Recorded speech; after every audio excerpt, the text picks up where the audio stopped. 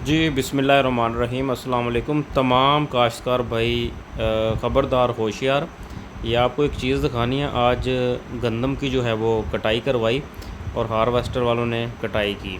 अब दोस्तों ये जो पड़ोला आपको ख़ाली करके एंड पे हार्वेस्टर का दिखाते हैं, तो इसमें तो दाने आपको नज़र जो है वो नहीं आते, लेकिन दर हकीकत इसमें एक कई चालाकी करते हैं और एक खुफिया पड़ोला वहाँ पर लगाया होता है और वैक्यूम की वजह से वो दाने दूसरे पड़ोले में जो वो खुफिया पड़ोले में भी शिफ्ट हो जाते हैं। अब ये देखिए, ये एयर क्लीनर के साथ एक खुफिया टापा है। देखने के वाले को लगता है कि ये इंजन रूम है, इंजन का कोई पार्ट है, लेकिन अगर इसके नट खोलें तो ये देखिए, यहाँ पर तकरीबन तकरीबन जो है वो 20 से 25 मन दानों का जो है वो दा लगाया जा रहा था।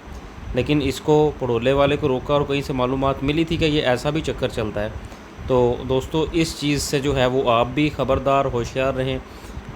कम से कम ये 25 मन गंदम जो है ये चोरी करके जो है वो हार्वेस्टर वाला ले जा रहा था, लेकिन इसको पकड़ लिया गया। आप सब